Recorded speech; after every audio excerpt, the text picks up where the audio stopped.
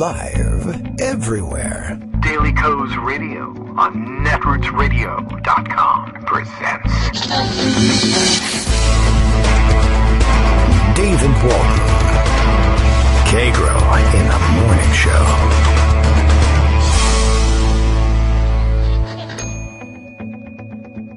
Now, here's David Waldman. Hey, good morning, everybody. How you doing? It is June 6th, not 1945, but June 6th, 2019, 75th anniversary of D-Day.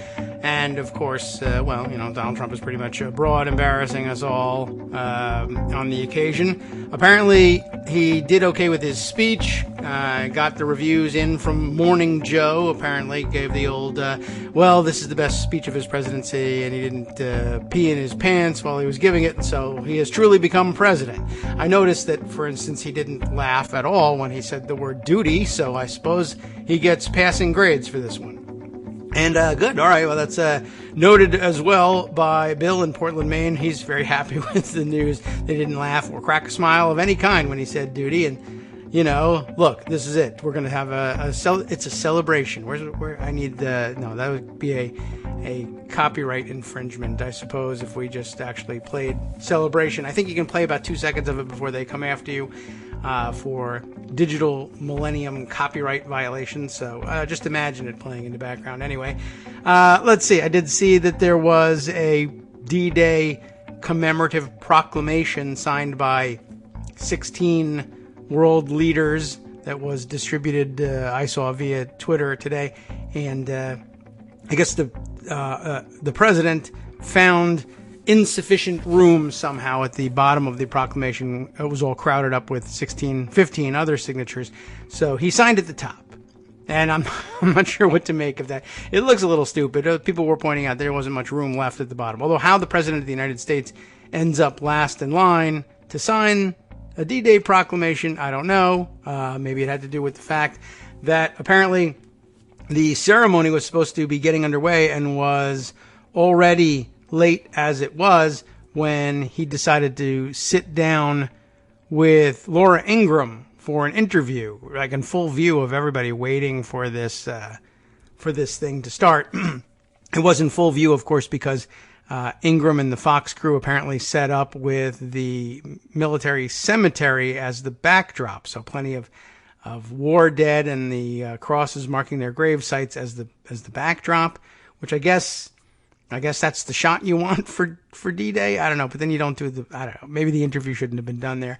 So anyway, he delayed the whole thing to do an interview with Laura Ingraham. Very important, of course, to do an interview on D-Day with the woman who famously, accidentally gave a Nazi salute at the Republican National Convention. But there you go. That's who we're dealing with today.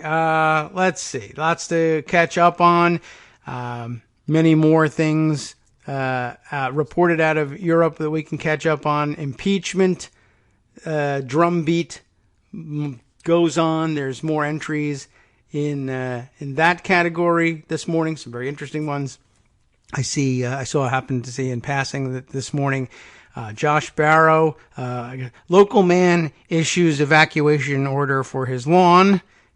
He's very upset with, I guess, the thing tossed out here in a Politico article on a Democratic caucus meeting during which, and this has been the headline all morning, during which I guess Nancy Pelosi laid out, I don't know whether I haven't read the article yet. We will. I have no doubt about that. We'll discuss it, I'm sure, with Greg, but laid out her thinking on impeachment again, and this time once again saying, I don't want him impeached. I want this. That's just to mollify people here. I want to see him in jail, which would be fantastic, but they don't really have the mechanism to do that. The mechanism they've got is laid out in front of them, and they don't want to do that one. I mean, isn't that the less extreme of the two? And if you want him in jail, impeachment doesn't get in the way of that. You can go ahead and do it.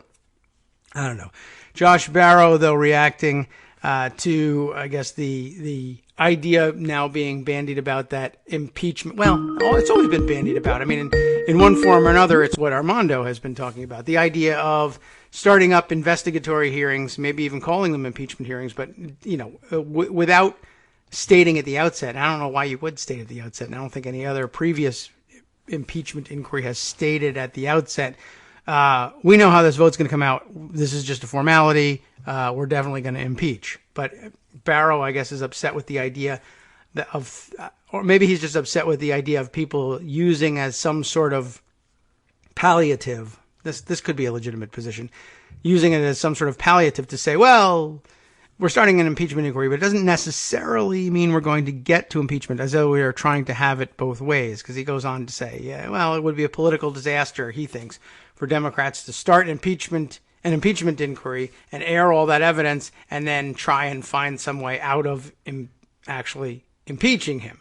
However, I guess the downside of taking such a strident position is that it comes out at about the same time that respected legal and political experts everywhere else are saying, maybe that's not a bad idea. But he's staking out the it is a bad idea territory. Luckily, very few people I know take their direction from Josh. They just sort of like to see what he's up to and point and laugh sometimes. Anyway, I'm sure that's among the stories you have for us today. Greg, good morning. How are you? Good morning. So what are you complaining about now is basically how you read Josh Barrow. Yes, right. Right, exactly. As I say, he's got a lawn that's perpetually under evacuation order. It could be Jack Schaefer. It could be, it used to be Mickey Kaus was in the same category. It's like, okay, what stupid thing are you upset about now? Yeah. But there is a reason, I think, why Barrow was upset, and that is the Washington Post piece, which is, I just think, superb, by Lawrence Tribe. Yeah. Is he upset with that? Or I was under the impression that maybe he was just upset with the idea and hadn't seen the Lawrence Tribe piece and now feels like, I probably shouldn't have said it was idiotic. Maybe, because Tribe lays out very clearly what, in his own words, the House, assuming an impeachment inquiry leads to a conclusion of Trump's guilt, could choose between presenting articles of impeachment even to a Senate pre-committed to burying them and dispensing with impeachment as such, while embodying its conclusions of criminality or other grave wrongdoing in a condemnatory sense of the House resolution, far stronger than mere censure. The resolution expressly and formally proclaiming the president impeachable but declining to play the Senate's corrupt game is one that even a president accustomed to treating everything as a victory would be hard-pressed to characterize as a vindication. A House resolution finding the president impeachable but imposing no actual legal penalty would avoid the Constitution's ban on bills of attainder, despite its deliberately stigmatizing character as a scarlet eye that Trump would have to take with him to his reelection campaign. The point would not be to take old-school House impeachment leading to possible Senate removal off the table at the outset. Instead, the idea would be to build into the very design of this particular inquiry an off-ramp that would make bypassing the Senate an option, while also nourishing the hope that a public fully educated about what this president did would make even a Senate beholden to the president manifestly lacking in political courage, willing to bite the bullet and remove him. So in other words, you do the hearings. It doesn't matter what you call them. If you decide that these are impeachable offenses, then you get a condemnatory sense of the House resolution, but you don't refer to the Senate, and they don't have the chance to say, oh, this is garbage and throw it out because you never gave them the opportunity. And Trump, looking for that vindication, doesn't get it. So I think it's a great idea. And it gives you the flexibility of deciding what to do as things go along. Starting with the John Dean, greatest hits of 1973 kind of, retro hearing. And then you go from there and you see where you go. And I think it's a wonderful idea, whether Barrow was aware of this or not aware of this. I'm sure he was aware that people are talking about this a little bit. But, of course, his political acumen isn't all that great, so it's not surprising he got upset about it because, I didn't think about this, so this can't be a good idea. Yeah, maybe not.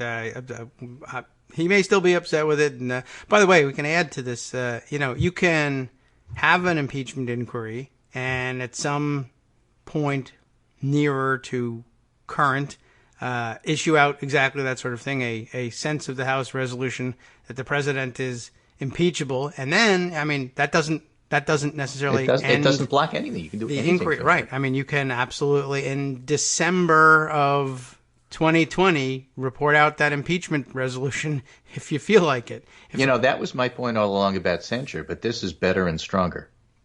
Okay. I guess we. Right? I always like the idea off- of censuring. Why not? I mean, you have the votes, you can do it. It doesn't require the Senate, and it is not something that Trump can declare a victory. But this is even better because I think a sense of the House resolution is even, more clear because they lay out the reasoning for why you think you're impeachable. Yeah, I mean, I guess I don't see much difference between it and the censure resolution. And just it's a drafting difference. I mean, you could put in your censure resolution, we censure you and you're impeachable. I mean, you could. There's no. Well, what does censure mean?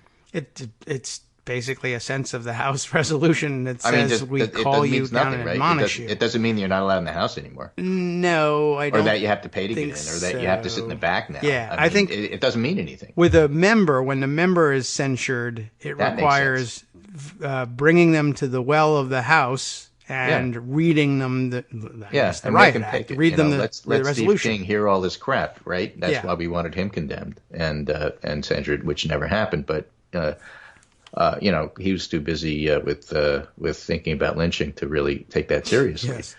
But the sense of the House, it feels more historical. It feels larger. It feels like it's something that goes from the House to the White House, and means a little bit more. But again, it gives you the opportunity to lay all this stuff out and gives you the flexibility to do whatever you want with it. Yeah, I just would like to remind people that if this House, this Congress, does report out articles of impeachment or does conduct an impeachment inquiry, if you report out articles of impeachment late in the session and the Senate doesn't get a chance to take it up before this Congress adjourns and the new Congress comes in, that, unlike other bills, doesn't destroy the articles of impeachment. The next Senate is handed the articles. And if it happens to be a Democratic Senate, well, gee whiz, that's a different outcome maybe. So if you do it later, you get to roll it over. Yeah. Most other bills, it won't work that way. You pass it by the House and not the Senate, and then you Congress hope for adjourns. A better Senate. It doesn't even have to be a Democratic majority, but at least if you get even a couple of more votes. Yeah. Or you just say, well, it doesn't satisfy the problem of what are we going to do between now and the election while he ruins things. And it's only relevant if Trump wins, right? If Trump loses, then you can still do it, but who cares? Although I delight, as you know, in forcing the country and the Senate to do things that people thought it couldn't and it didn't make sense, and then I totally am sympathetic to that idea, but realistically, it wouldn't happen. That's something they've said about 2 or 3 of my projects, which then happened later. So years later.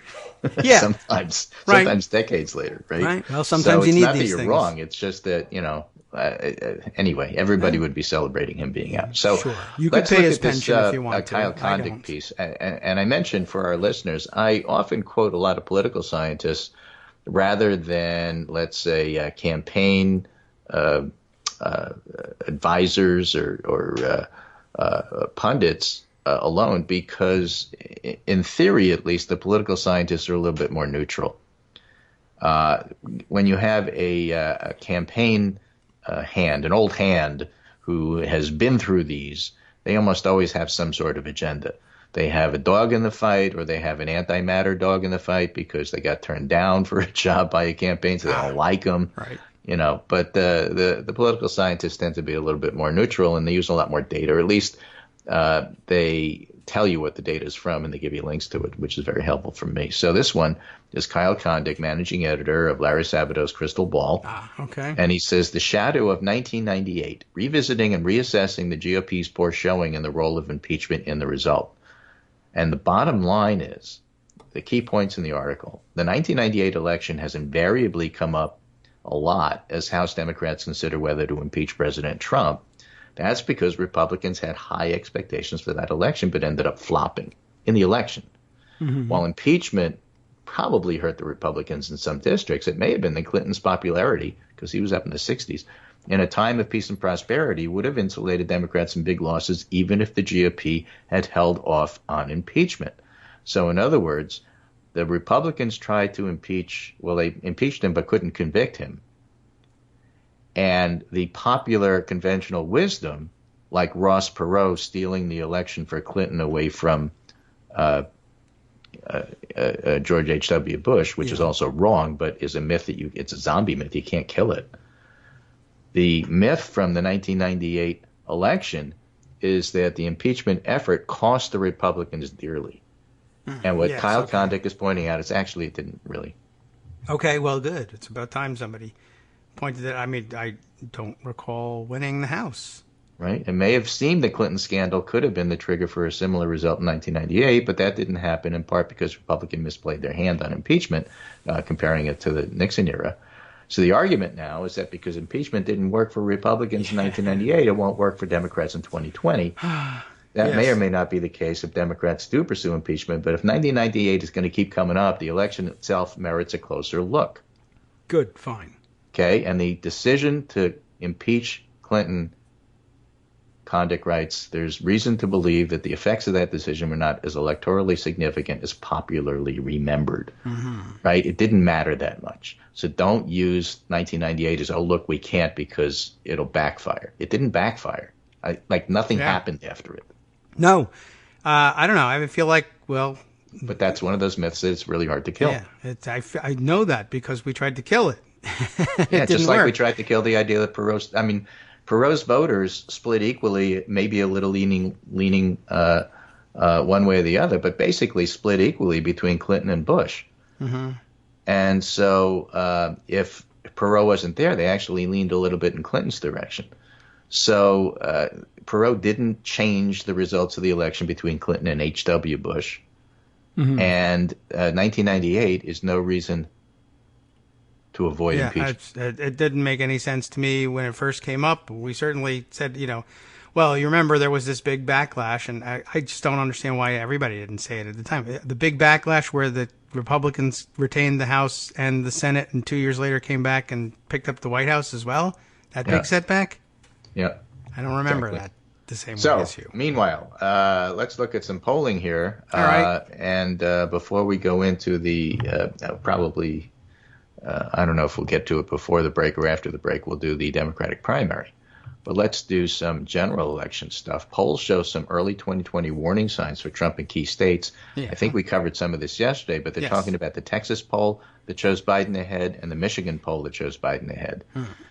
And, my colleague Philip Bunk, this is Aaron Blake writing, highlighted perhaps the shock poll of the early 2020 campaign on Wednesday.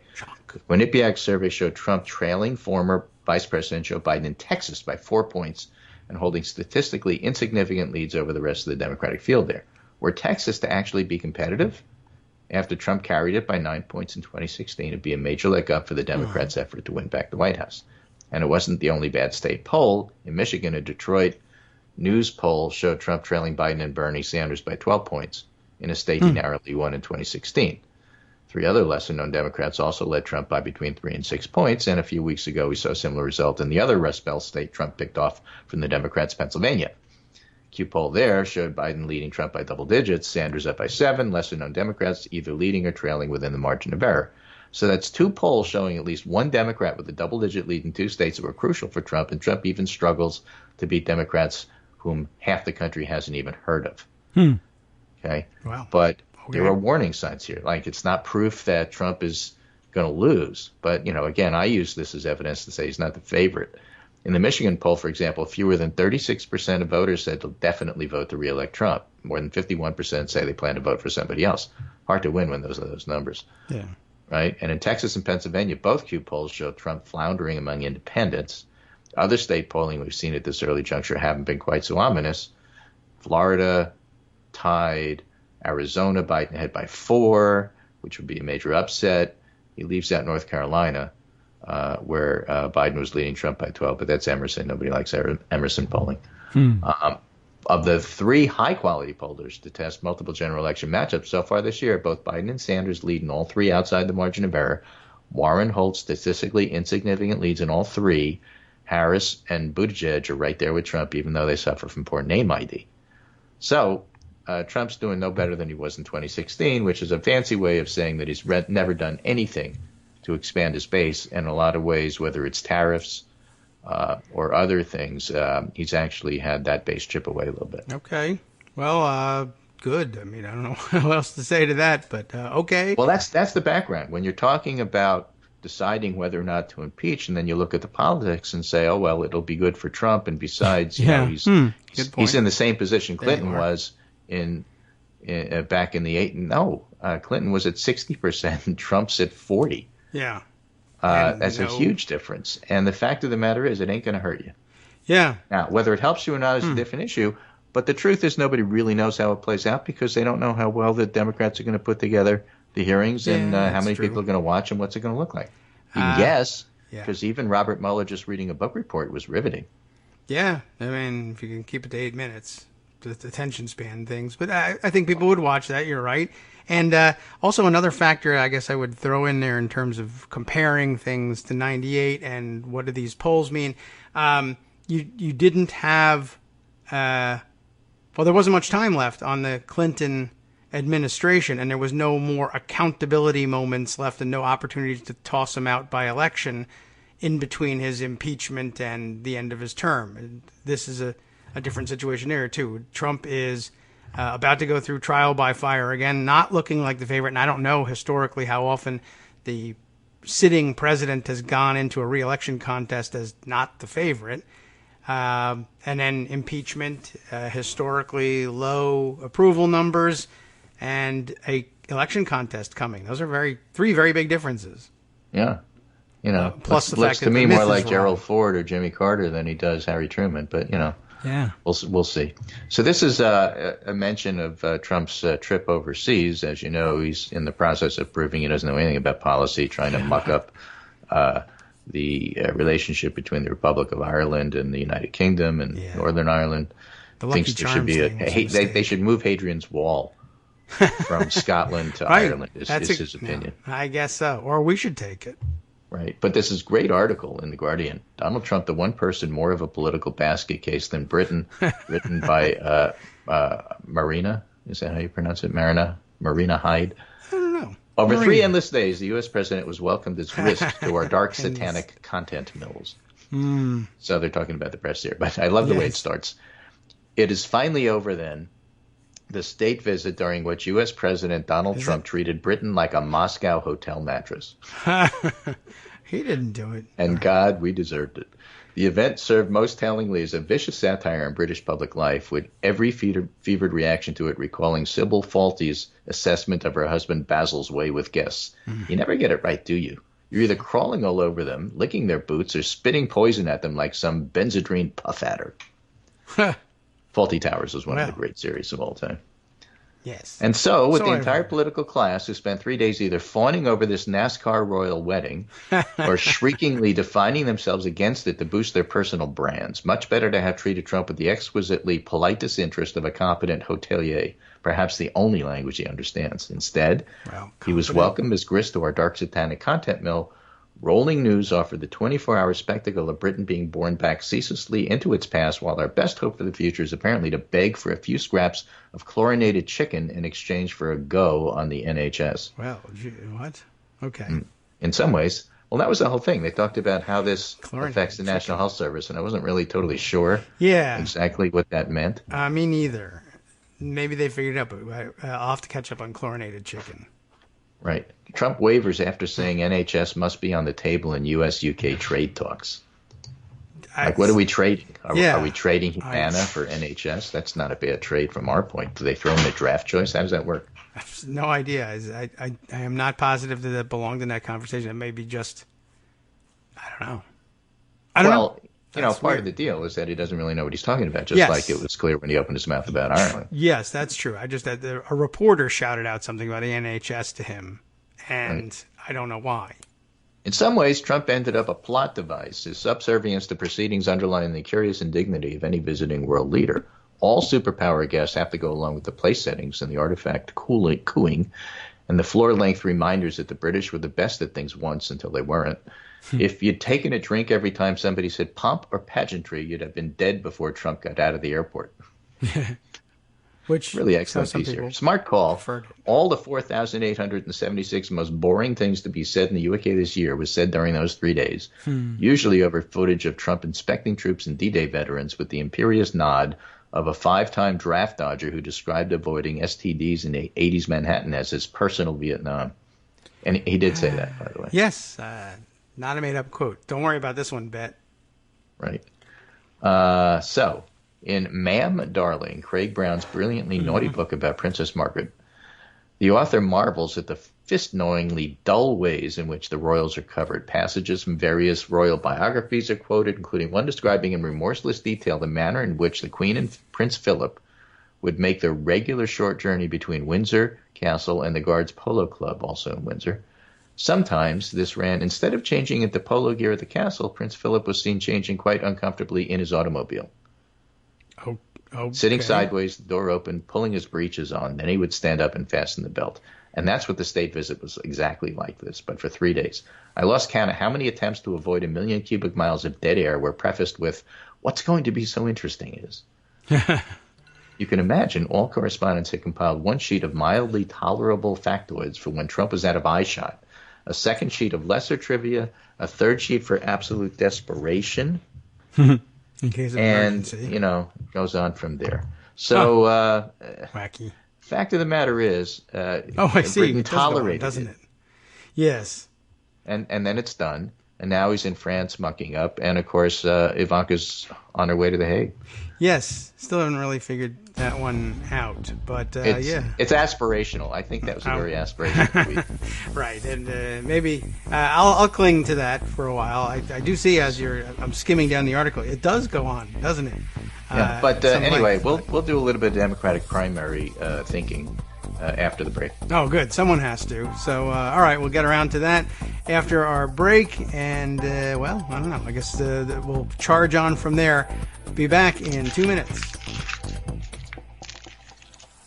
Hi, it's me, David Waldman, your host for Kagro in the Morning, with a brand new interruption to say thanks to all of you who support the show.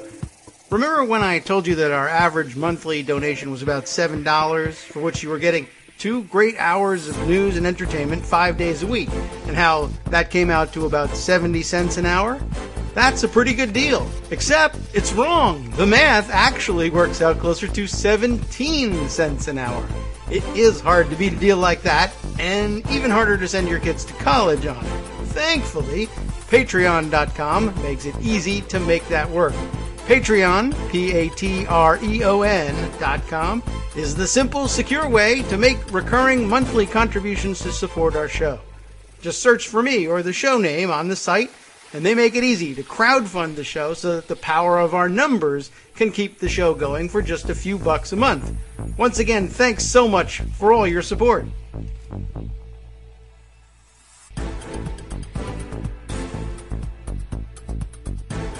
Welcome back now to the Kagro in the Morning Show here on Netroots Radio.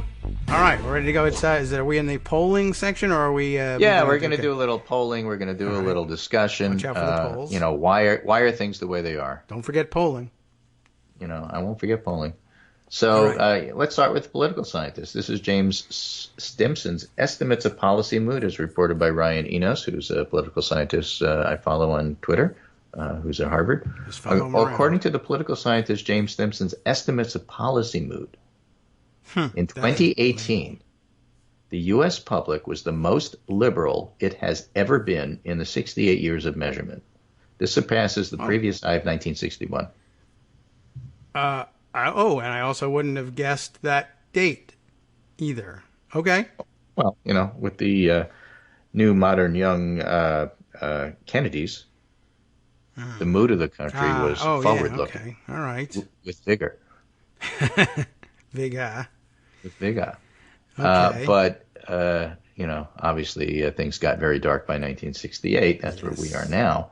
And yet, looking forward, a lot of this has to do with youngins. Young people. Kids these days. These kids. So this is a piece from 538, because I wanted to put that liberal-leaning public in context here, but also use it as a basis for this discussion. Bernie Sanders has the highest floor, and it's pretty darn low. Highest floor, and it's low. Okay. Got it. Bernie Sanders has been getting better news in the polls recently, generally polling in the high teens instead of the mid-teens. That seems immediately after Joe Biden entered the race. It's not a huge shift. More and more Sanders is off his March peak in the 20s, but he's consolidated his hold on second place, maybe. Elizabeth Warren's catching up. We'll talk about that too. And Biden's numbers have declined slightly. Now, by the way, Biden didn't have a great week. The plagiarism issue came up again because it doesn't belong to be coming up, but it did anyway. I have to point out, and it had to do with not crediting where data came from on his website or when he produced the plan. And Mark Caputo writes, the UNC plagiarism expert Deborah Gerhardt says, I don't consider this plagiarism. I don't see them saying this is my data. When you have a political candidate repeating statistics from another source, I don't think people, the public, think the politicians did their own data analysis. He's not stealing the data from the scientists. So it's kind of a stupid thing, but it's just out there. I get you. I mean, well, it's because, of course, he's had that problem in the past, and people were looking to level it again. Well, it's also because he's the front runner. Yeah. But I don't know how many times I've said to you on the show over the past, 8 years, 7 years, 15, 30, 45 years, however many years we've been doing this show, it's perfectly normal in a Democratic primary for the winners to steal the best ideas from the losers. It's not plagiarism. It's not bad. It's not wrong. It's great. I guess that's, yeah. I mean, one of the whole points of the Democratic primaries to come up with all these different ideas. Warren's got a plan. So does Harris. So does Buttigieg. So does Beto. They have different plans and different things. So does Joaquin Castro. And so it's great to take all the plans. You might even mention, Bernie's stance on healthcare and planting a flag in terms of Overton window type stuff. It's all good. So I think that's kind of a waste. But anyway, getting back to this. A recent YouGov poll, which asked Democrats to list all the candidates they were considering rather than requiring them to pick just one, seems to suggest that Sanders has a relatively high floor of support. Among Democrats who were considering only one candidate, 28% were considering only Sanders. So those are the Bernie or bust people. Okay. 27% were considering only Biden. Everybody else single digits. But here's the catch. Wow. Only 28% of Democrats fell in the category of considering only one candidate. So 28% of 28% is 8%. Oh, yeah, that's not a lot. 8% of the overall Democratic electorate falls in the Bernie or bust category, and 2/3 haven't made up their mind yet. That's not a lot of people. I don't know if they ran the same calculation on Biden, but I don't know what I would learn from it, even if they did. No, same thing. Same thing. The people who are only going to consider Biden are very small people. A huge number, 2/3 of the Democratic electorate haven't made up their mind yet. Yes, okay, and so the idea that Bernie somehow differently than other people has a cohort that's never going to change is actually the same as Biden's. That's true. What's cracking me up is I'm reading down the list now. So there's the considering multiple candidates, and then what we just talked about: Bernie Sanders or bust, 8%. Joe Biden or bust, 8%. But the next listing cracks me up. Someone else or bust. That's 6%. I've never run into someone else. Mr. Else, what is your position on the environment? That's my new handmade sign. Someone else or bust. 5% not considering any current candidates. I don't like any of them. Beats or bust. Elizabeth Warren, Beto O'Rourke, Cory Booker, Pete Buttigieg, and Kamala Harris. And imagine that, too. Not considering any current candidate. There's 800 of them, but none of them are good enough for me. So write in or bust. Channels on cable. Right. It's just, okay. I know I get 873 of them, but that's not enough. I can never find something I want to watch. Well, okay. So I love that one. Someone else or bust. What do we want? Something else. When do we want it? Something else. Whenever. We want it now. Yeah, maybe not even now. I don't know. I haven't really thought it through. 2/3 of Democratic voters are still up for grabs, and that's the important point. Okay. The second point is that people There's a Cory Booker or just bust as much. number. I'm sorry? I had to blurt it out. There's a Cory Booker or bust number. They got a 1% on that. I mean, I just can't believe that. That was Cory, I think. Yeah. Huh. And family. But bullet point number 2, Iowa, New Hampshire are turning out to be just as important this cycle as any other cycle. Okay. Yes. Right? Too bad. Democrats have already combined to hold 800 events in Iowa and 500 in New Hampshire. Can't get around it. We don't like it.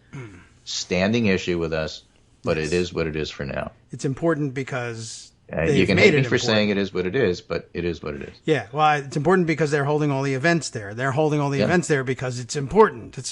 We have. Well, a they problem. could decide to not do Yeah, it and go right. somewhere else. You But know, getting California's agreement between becoming more 800 of important, them. but the other two are not becoming Right. less important. Yeah, the problem is, 17 of them agree not to treat Iowa and New Hampshire as important, and then the people who are polling at 1% do say, I'm not buying into that. I'm going to go barnstorming in Iowa, and then they run the risk of winning Iowa, and say, okay, so nobody's going to boycott it, unfortunately. Well, that's not how it works with Fox News. They're all not rushing to go on Fox News. Only the ones who are trailing.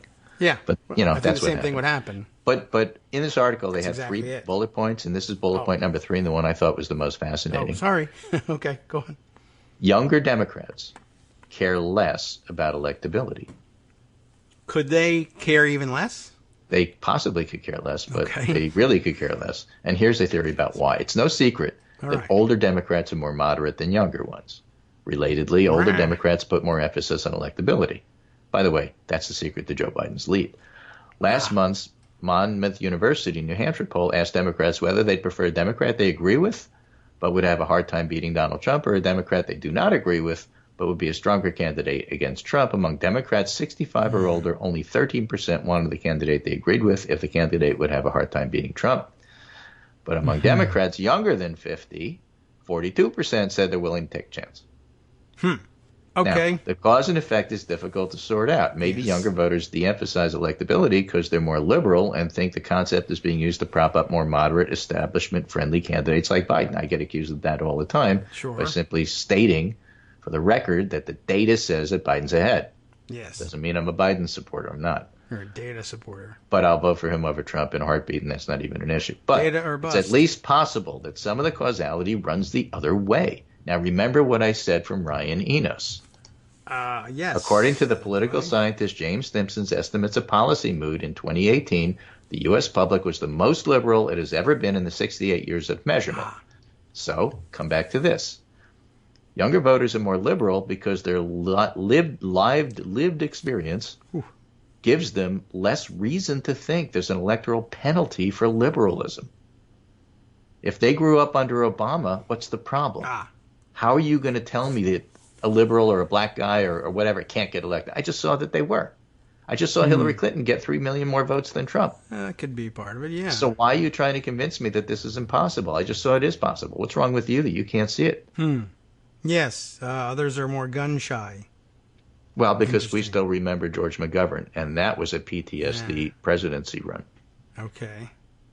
Yeah, I'm sure there's a lot of smaller factors going into it, but yeah, I mean, it does make sense. It certainly comports with everything we've heard, and there's lots of reasons, intuitive and otherwise, why it would happen that way. I wonder if older voters are more consider the impatient. experience of 27-year-old voters, it says, and I'll give you some of the numbers. As they were coming of age, they'd have seen George W. Bush's popularity fall to pieces, a guy named Barack Hussein Obama upend a Hillary Clinton juggernaut and win in a landslide against John McCain, and they've seen the supposedly cautious and electable Clinton lose to Trump. This analysis has several issues, including that voters actually saw Trump as more moderate than Clinton in 2016. That's thank you, media. You suck at political analysis. Still, younger Democrats don't have a lot of the memories that might scare older Democrats, such as the landslide defeats of McGovern, Dukakis, and Mondale, or the electoral success of Bill Clinton running on a more moderate platform. Yes. And so that's their point. But when they look at the actual numbers, the share of New Hampshire Democrats who would prioritize issue agreement with a candidate versus a candidate's ability to beat Trump. Would you prefer somebody who agrees on issues even if they have a less chance? 18 to 49-year-olds, 42% say yes, but they would actually stronger against Trump is actually a bigger category. Stronger against Trump is 55. True. It is for everybody. So it's for everybody. But compare that to the 65 plus, 13% agree on issues, 76% stronger than Trump. And that's similar in the 50 to 64 year range. And the 50 to 65 plus, the 50 plus group really shows up consistently in primaries. They can get All off right. from work. So I love the kids. They did vote. They're voting more than ever, but you still got to show up because we know the older guys are going to show up. The older ladies are going to show up. They just do. And so you got to get into this habit of always showing up. If you don't, what you think ain't going to be what carries the day. Yeah. We saw that with Brexit. Yeah. Although, again, as you pointed out, I mean, if we just isolate on the 18 to 49s, what they believe is, by a margin of 55 to 42, that they prefer someone who's stronger against Trump. Which is why Biden is doing better than people expected with younger people, although he's doing really, really well with older people. Yeah. Which, actually, as you were running through the other candidates who had such struggles with electability, why didn't it's interesting watching Joe Biden be the frontrunner because he was vice president, and then seeing Walter Mondale, he was vice president. Oh, but he was Carter's vice president. Everyone knows that guy sucks, even though now we all think he was maybe one of the best. There's a couple of things that are being underestimated here. Yeah. Okay. Number one is the nostalgia effect. Mm-hmm. Right? It worked for Trump when he ran because he wanted to make America 1950 again, and for some people that was very attractive. But since Americans think that in their lifetime the best president they ever saw was Barack Obama, Biden going back to that era is actually very comforting for them. Yeah. And the other side of that is the Obama Association is basically saying whatever Biden says, however he screws up on abortion politics or crime bill or this, that, or anything else you want to bring up or trying to pull his foot out of his mouth again, he was my guy. And he was welcome at my table in real time. And so don't you ever forget that. And people don't forget that. Okay. Yeah, I guess. And they just didn't have the same thing going for Walter Mondale. We were very down on Carter at the time. I mean, just look at the relationship between Obama and Hillary Clinton, for example. All right. Okay. Wow. Clinton was Obama's Secretary of State. Yes. So, and he did plenty of, campaigning for her. Yeah. But there was a clear rivalry and no love lost there, and everybody knew it. And Clinton couldn't use Obama's popularity to, rub off, just like, there are other vice presidential candidates who did a better job of that. The H.W. Bush used the Reagan legacy better than, let's say, Al Gore did. Yes, right. That's true. I mean, okay. It's not just getting the vice president's lapel pin and that's it. I'm automatic. Right. I mean, the public understand after watching 4 or 8 years of this, who gets along, who doesn't, who's really part of the team, who's not, so on and so forth. And so that's unstated. People don't ask about that in polls, but it's real. Yeah, I think it's especially real to people of color and Democrats who liked Obama. And I think that shields Joe a little bit. Uncle Joe still has his issues, and he's not necessarily the foregone conclusion winner. But, a lot of that is happening at the same time, and that's why this Vox piece is looking at this. No. Democratic voters over age 45 in the CNN poll, Joe Biden 45, Bernie Sanders 10, Elizabeth Warren 8, Kamala Harris 7. And under 45 in this same CNN poll, Bernie Sanders 26, Joe Biden 19.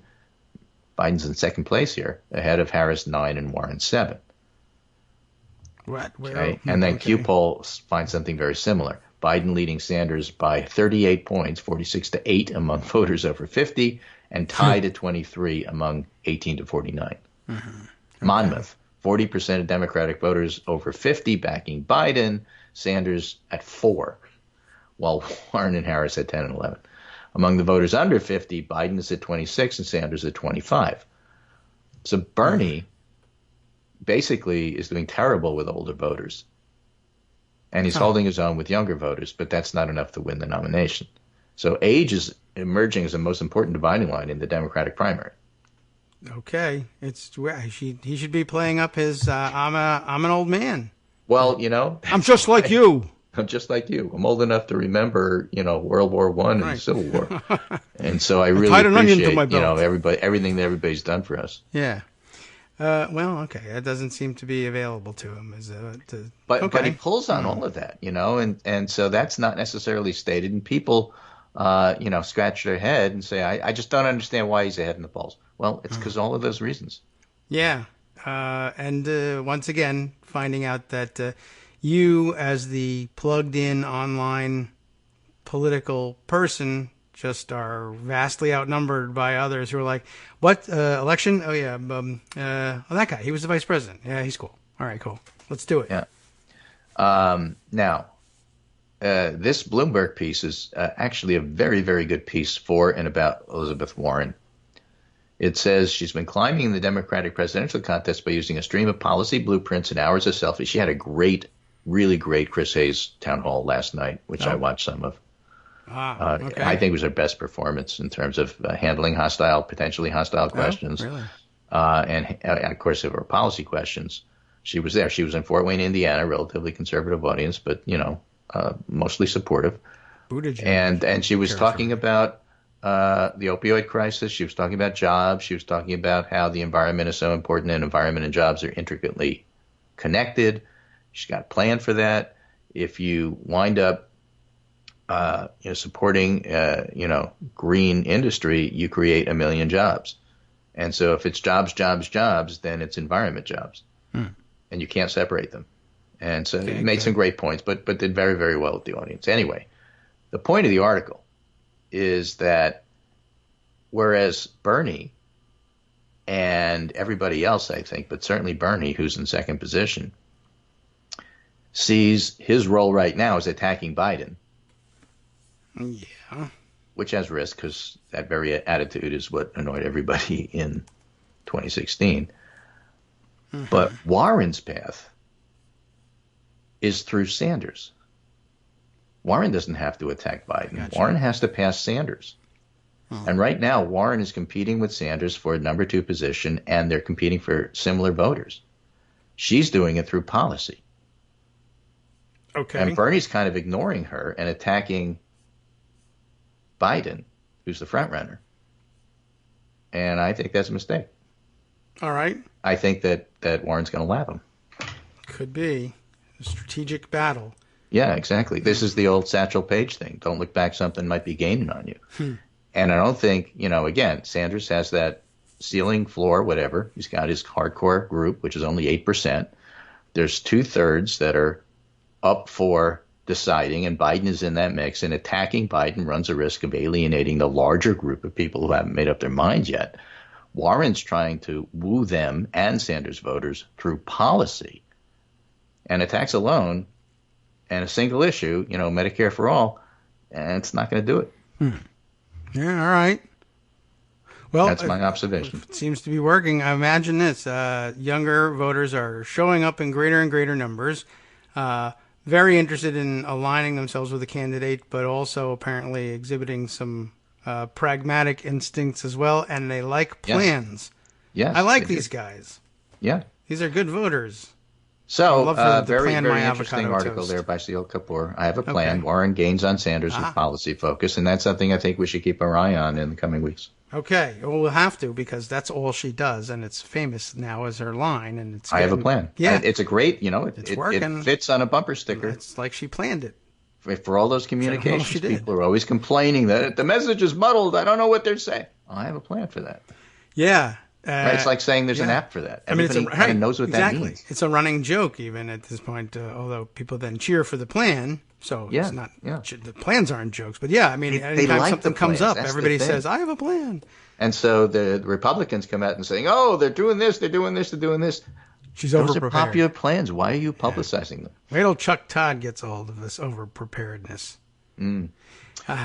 So there's that. And again, we should mention and conclude with this impeachment thing. Nancy Pelosi trying to make sure that her caucus and her supporters are fired up.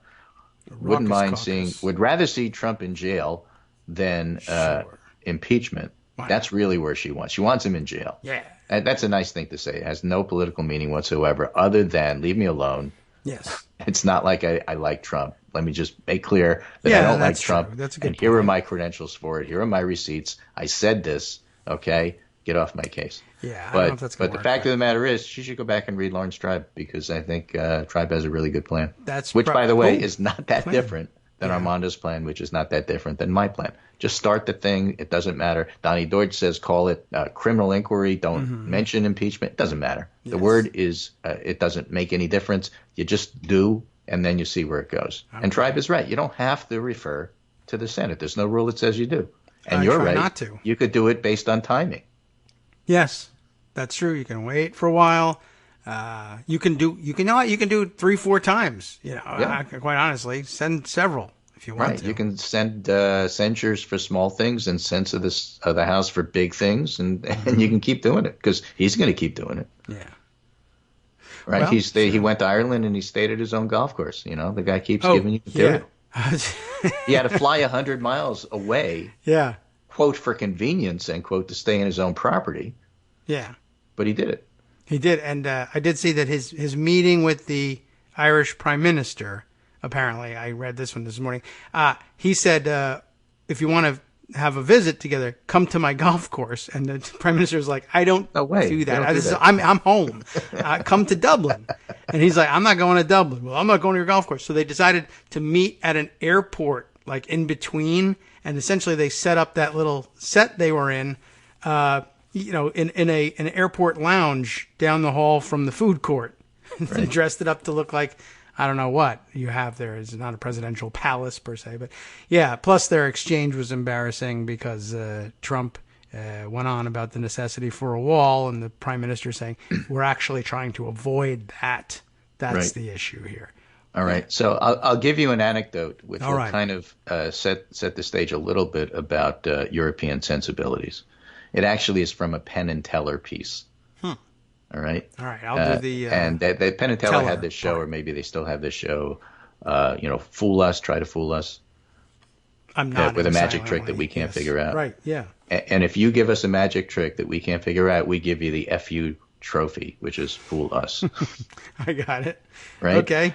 So they have a British MC who's interviewing one of these stage magicians who's trying to fool Penn and Teller. Yes, I say, Mr. Magician, old chap. I say, a wonderful British accent, always sounds more intelligent than us just because of the accent, right? And so the guy says to the person he's interviewing, oh, I see that you went to Yale and apparently you speak 4 languages. And she said, yes, I speak English, I speak French, and I speak Spanish, and I speak Swahili. Mm-hmm. And he said, wait a minute, why on earth would you learn French? Oh, come on. And Emmanuel so, says, yes. These things matter. Yeah. Okay. So if you're talking about whether you meet why don't you just meet in Paris? All right. Why don't you pick a neutral site if you can't agree between Dublin and your golf course? Yes. Why don't you just go to London? Well, that carries implications. Well, no. Everything carries implications. That's my point. Okay. That's why the joke was so funny. I see. The whole idea is that every little thing you do matters. Yes. Well, and when you're doing diplomacy, it all matters. Yes. We're having this D-Day ceremonies here, and Mike Huckabee tweets something along the lines of, it must be really embarrassing for Angela Merkel to actually have to be at D-Day. The Germans have been dealing with this for 75 years in way more powerful ways than anything we do. They don't forget their history. Kids growing up in Germany are taught about this. Yeah. What a stupid thing to say. Yeah, I mean, I'm here as part of our ongoing process of reconciliation and friendship. We all were involved in this. We know what happened. Jeez. Right. And the Germans know what happened. And don't think for a minute that they haven't been dealing with this. I mean, what a dumb thing to say. And yet, that's a Trumpian kind of foreign policy approach. Yeah. Why don't you just come to my golf course? Oh, if you don't want to come, because I'm not going to come to Dublin and you're not going to come to my golf course. So let's just compromise. Let's go to Berlin. Let's go to France. Let's go to, what difference is it? Let's go to Northern Ireland. What do you care? Let's meet with Huckabee at the dog shelter. Yeah. So I see if that's awkward. It's an odd thing to say. And it's I guess just more of the same that these guys live decades and decades in the past and can't get over it. I guess like when Trump used to criticize Obama for saying, how come when you go to Japan you don't criticize them for Pearl Harbor? Because that's yeah. Why don't you criticize the Germans for Pearl Harbor? In terms of modern what's wrong with you? Yeah, sure. It's just really frustrating to watch somebody so ignorant put their foot in it so often, and then think that they did a great job. Yes. And of course, And he'll be celebrated because he read a speech, and it was a couple of minutes. He's done this before. Yeah. And when he reads a speech, although he sounds wooden and he sounds like he's on drugs, he's presidential, and everybody congratulates him for it. You put your pants on, and they weren't backwards. So nice. Congratulations. Let's give you a trophy. I think you should get the Penn and Teller FU trophy. Absolutely. Fooled us. Right. Well, apparently he did. At least he fooled the Electoral College, anyhow. Yeah. Anyway, that's my segment for today. It's a good I'll one. take you up through 10 o'clock, so you got another hour. Thank you. I appreciate it. All right. Well, we will. I'll take full advantage of that, and we'll take it from here. And reminder for everybody: I've reminded you. You already know. Everybody else, I'll put on notice. We will see you again Wednesday because Monday is my son's high school graduation at 9 o'clock, conveniently scheduled. So once again, we'll do a Wednesday Thursday thing next week. So save up all the good stuff. Thank you. I didn't do it. He did. Well, who am I kidding? You did it first, then he did it. Yeah, right. Believe me, I did plenty of the homework. So yeah, okay. Very good. Thanks, Greg. Have a great weekend, and apparently the president will come back next week, and we'll sum things up on Wednesday. So let's see other fun things. I assume you've all seen the relatively brief video clips of the exchange between the Irish Prime Minister, whose name, of course, escapes me because I know nothing about Ireland, but I looked it up yesterday, and I now have lost track of it. But there's an exchange between the two of them. First of all, the exchange about where to meet was an interesting story in itself. I don't know if I put that one aside, but I will note to self to look for the story of their meeting. So here's his name, Leo. I don't know how do you pronounce this. Varadkar, Baradkar. Not not what I was expecting from by way of Irish surnames. So not as familiar to me.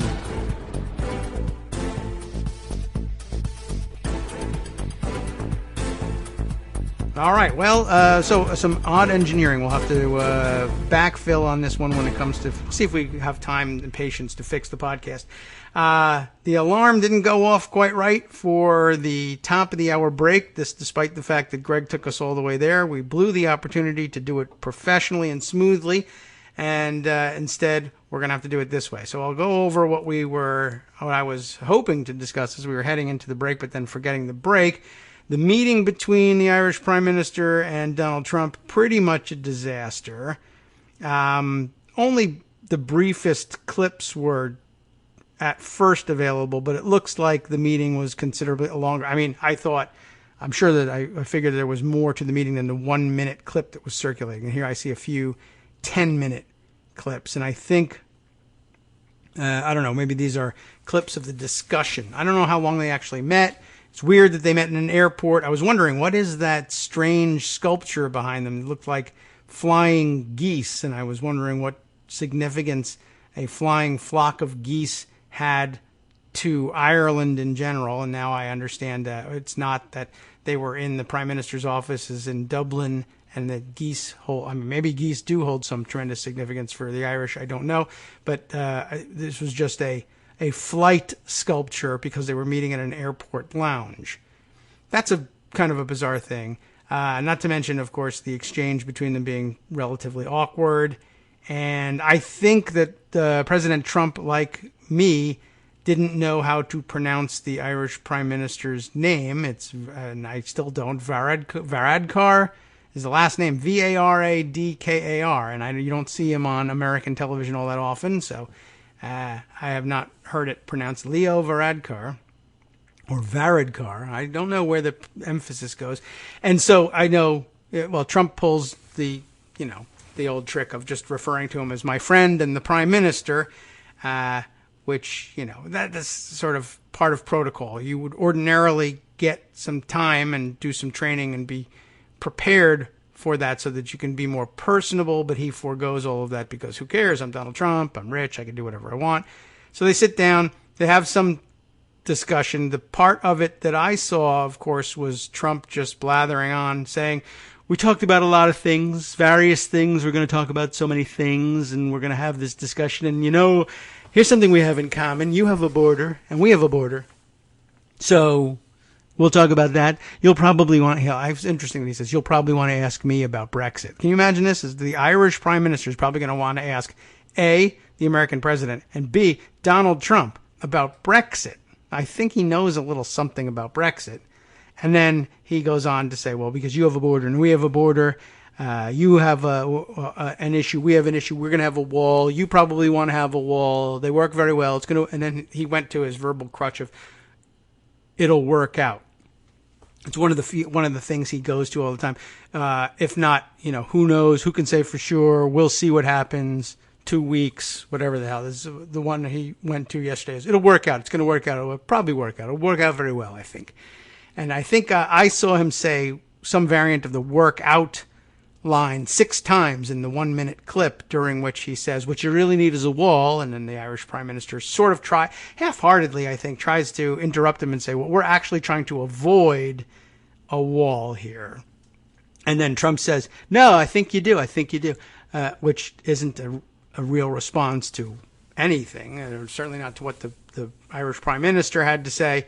But he's going to, I don't know, he's going to America-splain Ireland to the Irish Prime Minister here. And he just gave up. The Irish PM, like I'm giving up on the pronunciation of his name, just was like, oh, forget it. You know what? This is not worth it. I'm not going to go on with this.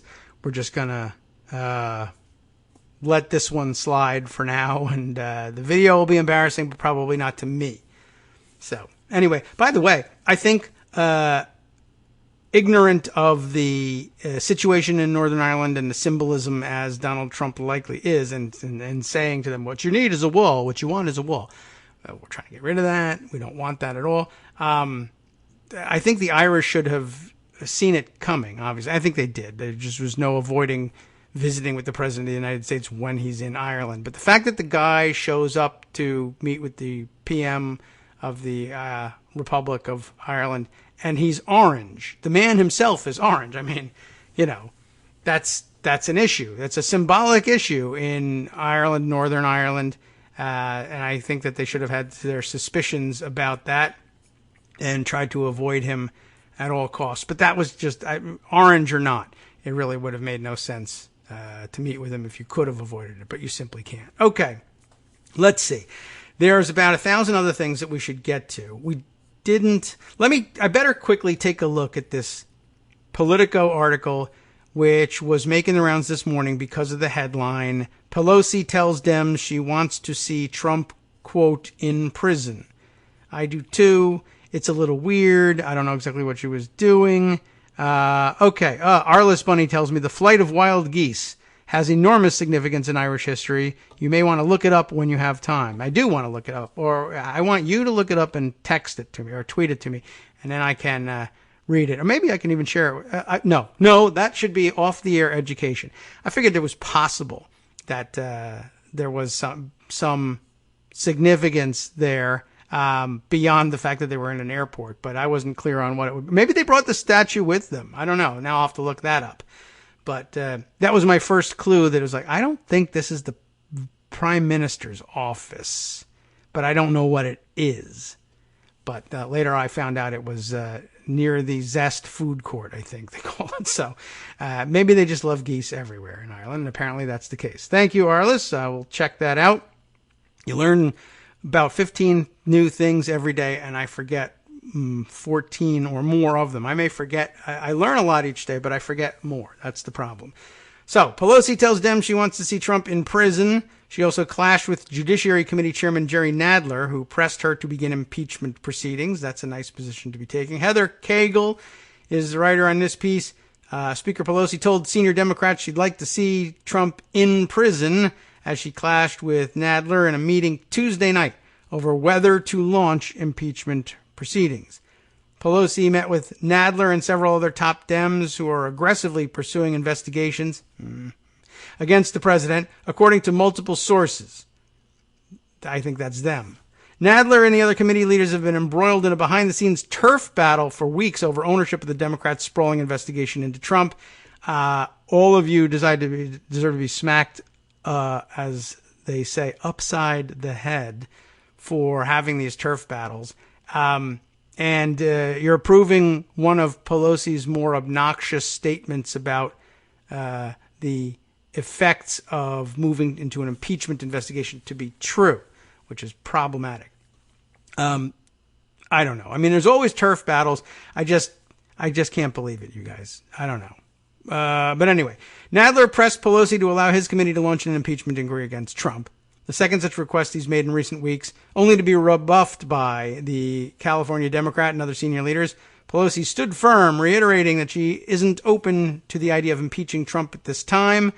I guess she was trying to say, I hate him too. I want to see him in jail. But what we're doing here, where I run the show, is not moving to impeachment. I'm guessing that Nadler is insistent on moving towards something called impeachment, probably because I think he's probably being persuaded by the kinds of arguments that Armando and others are making, that it increases your leverage with the courts.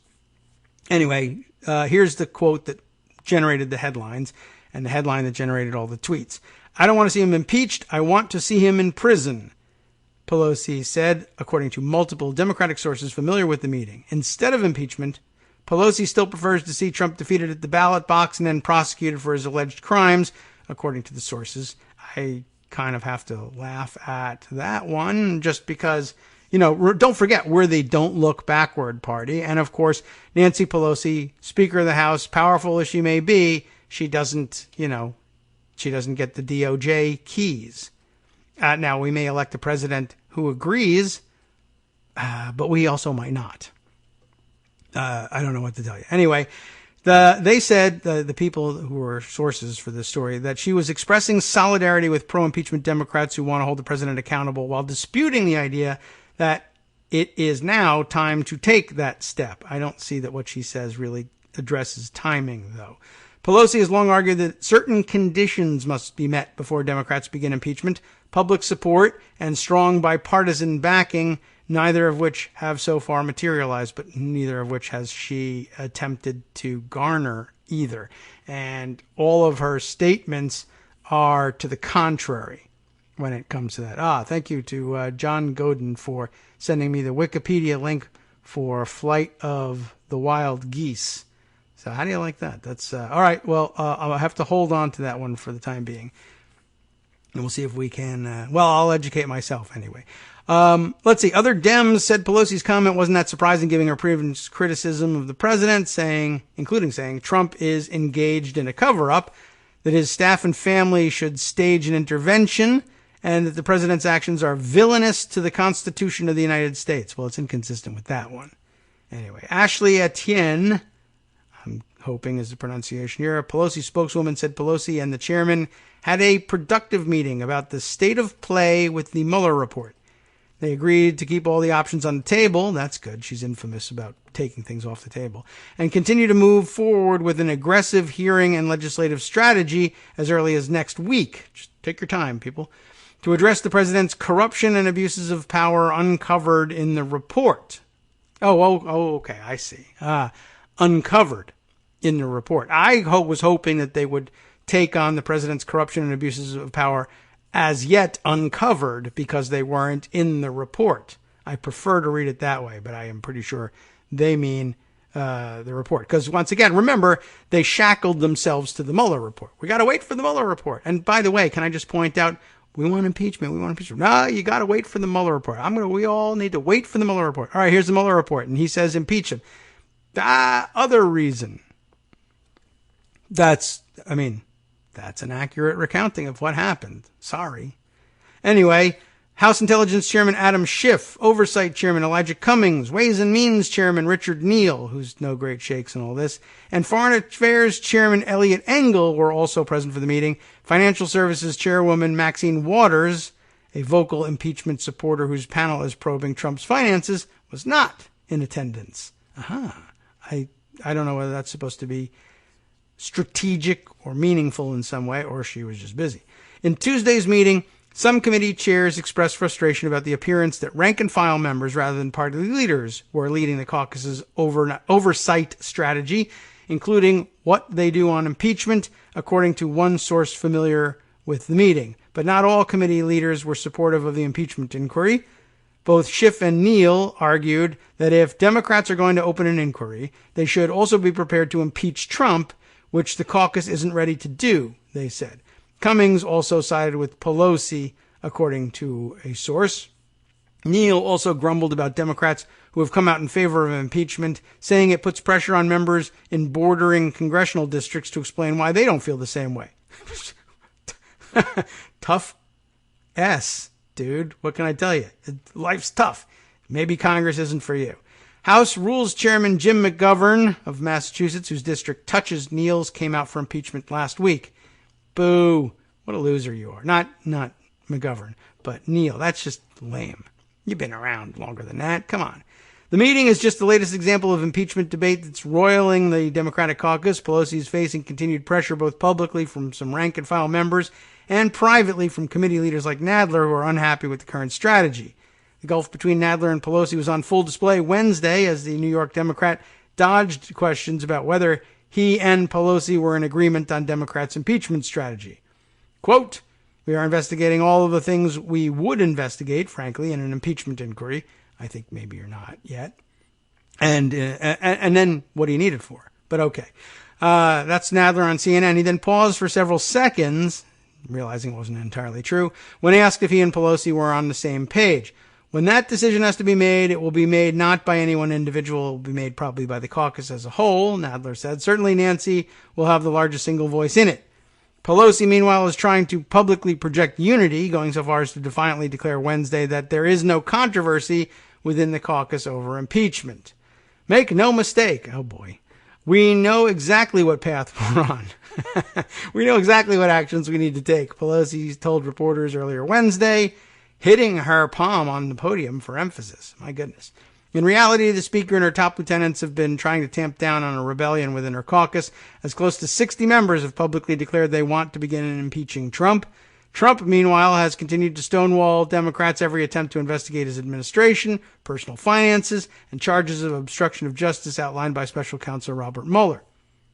Party leaders have tried to relieve some of the pressure by taking more aggressive public action against the White House's repeated defiance, including scheduling a contempt vote on the House floor next week against Attorney General William Barr and former White House counsel Don McGahn. And Democratic leaders continue to emphasize that their methodical step-by-step oversight process is working, pointing to recent federal court victories Democrats have secured against Trump's efforts to block them, and I guess ignoring recent court losses. Nadler is also still trying to secure Mueller's testimony before his committee. But for a growing number of Dems, including several members of the Judiciary Committee, opening impeachment proceedings is the only recourse. Cicilline, Raskin, Neguzzi, I don't remember how we decided he was pronounced it. Somebody told me that too. Dang. And it was Trevor too, wasn't it? Travis? I'm sorry, Trevor. Oh boy. I'm getting it all wrong here. You did, because he's Colorado, right? Where would I find my notes on that? Anyway, all Democratic members of the Democratic leadership of the Judiciary panel first raised the idea of launching an impeachment inquiry during a private leadership meeting last month, only to be shot down by Pelosi. Pelosi, Hoyer, Clyburn, and other top Dems met with Nadler separately that night, as he again unsuccessfully argued for opening an impeachment inquiry. Nadler, Raskin, and other lawmakers say opening an inquiry doesn't necessarily result in impeachment and would strengthen their legal case as Democrats pursue Trump in court in an effort to force him to comply with their investigations. This is what Barrow is complaining about. And he's upside down and backwards on this, if this is the issue. But other Dems argue that the public wouldn't understand the difference between an inquiry and an actual impeachment. Explain it. Which would only further muddle the party's message in the run-up to the election. Pelosi has repeatedly said she doesn't think trying to impeach Trump is worth it, arguing that the public, without the public on their side, the best way to beat a president is to persuade voters to kick him out of office in 2020. And there's a few lines left. They don't matter. You got the idea. Okay. Yeah, well, I mean, I don't know what Barrow's so upset about here. Raskin and Adler say, I mean, it's absolutely true that opening an inquiry doesn't necessarily result in impeachment. They're simply arguing we'll have more leverage in court to get more of the evidence we need to help people reach the conclusion that maybe we should impeach. Or if we just don't find anything, then they'll say we shouldn't. But people will be confused between whether or not the president has been impeached. Well, what can I tell you? I mean, people are confused right now about whether he's been impeached, and they haven't done anything. But if you ask on the street, some people think he has been, some people think he hasn't been. You ask the right leading question, you'll get the answer that they don't understand what's going on. Speaking of which, I guess I just saw something this morning. Was it Josie Rice retweeting this one around? Speaking of the importance of the phrasing of the questions, I guess, where was this thing? I think I saw it in the 7 o'clock hour or so. Yeah, here we go. Thomas Chatterton Williams, a contributing writer at New York Times Magazine, tweeting this morning, just learned that if you phrase the question, should convicts, this is not the topic I was going to cover, but should convicts be allowed to study for the GED and pursue a college education, most Americans will respond no. But if you say, should convicts be forced to study for the GED and pursue a college education, most Americans will respond yes. So there you have it. Can you be led around by the nose by how you're asked the question? You bet. No one has ever really doubted this. Okay. All right. So we mentioned the Lawrence Tribe piece. I think it's in Washington Post, and Greg shared the key parts of that one. And there's an awful lot of other things. Let's see where we want to go next. Let's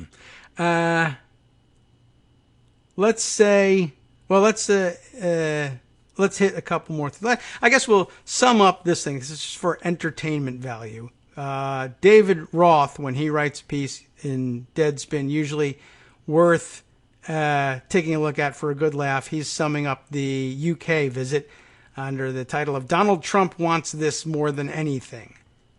And a picture of him and the Queen proceeding into dinner, he in his ridiculous oversized waistcoat looking like an idiot in white tie and tails, and a schlumpy idiot at that. But I guess what he wants is the pageantry and to be thought of as American royalty when he is in fact America's Ceausescu. But okay, Donald Trump's taste is difficult to describe or even identify as existing, but you know it when you see it. But that's not quite the same thing as knowing what it is. If you're looking at a tufted velvet settee that looks like one of Michael Jackson's bedazzled military-style blazers from the Dangerous tour, you are looking at some Trump stuff. If you see a big stone sculpture of a lion that is both indoors and near a golf club's pro shop, you are seeing it. Something that looks like a heraldic coat of arms, but then when you look closer, it turns out that there are golf clubs in there. That's some Trump stuff, or that you've got there, buddy. But also, what? Why does that couch have fringe-adorned epaulets? Why is there carpeting in the bathroom? Why is there a carving station with a heat lamp and a damp roast and a man in a toque set up next to what appears to be a marble replica of Rome's Trevi Fountain? And also, why is there an oil painting of Donald Trump himself peering rakishly over a croquet mallet hanging nearby? Obviously, that is all just some Trump crap and the stuff that the man himself likes and thinks is cool. But no one else would do any of this, so where did all of this come from? Now, the pictures of him in his formal dress again. Trump's current state visit to the United Kingdom does only a little bit to answer these questions, which, to be fair, may be unanswerable. One of the most inexplicably stubborn fallacies about Trump, both among his political opponents and the broader community that's just interested in rubbernecking at his blowsy public feuds, is the idea that Trump does things for a reason. There is no evidence of this. It is unquestionably true that Trump wants things. He wants to be noticed on television if possible, and he wants to appear impressive when he is noticed. He does not want anyone to seem to have more money than he does. He wants a big, beautiful piece of the most amazing chocolate cake you ever saw. All of these things he wants very much, but he is accustomed to demanding these things and then either receiving them, the biggest slice of cake, the television appearances, or believing that he has. That is, the respect of other people, for instance. All of this goonish entitlement would be kind of darkly funny if Trump were not also president. I think that's how he got to be popular on Twitter. Everybody thought it was amusing. But that is not the world we live in. It is not clear even today how much Trump wanted to be president, although he also clearly did not want to lose the election he somehow wound up in. It's also seemed more accurate to say that he'd prefer to be a king or some other less readily beheadable royal. The decorative colonnades and gratuitous reflecting pools and endless gaudy sconces, the all-upholstered everything interiors that somehow still offer no comfortable place to sit, all those overstuffed corridors connecting gilded banquet chambers to other grand and uninhabitable spaces, the sheer stuffy tackiness of his various pretenses. If there's any sort of precedent for the grandiose style that Trump prefers, it's royalty. It would be inaccurate to say that Trump seemed at home during his various ceremonial visits to Buckingham Palace and Westminster Abbey, because he only really ever seems comfortable when he is making what he imagines is a stern face behind a large desk or driving a little golf cart around. This visit involved a lot of walking around, observing ceremonial things, and standing still while being photographed, and neither walking nor standing are particularly strong suits of the president's. That is true. But to the extent that Trump has ever seemed happy or even content during his time as president, it has been in ceremonial moments like this that match his florid self-conception, arriving at fancy engagements by limousine, shaking various rich people's hands and saying, "Terrific, good luck, enjoy it," getting up and making a few remarks before staff in formal wear bring him 2 big scoops of vanilla ice cream and a bowl of the finest bone china.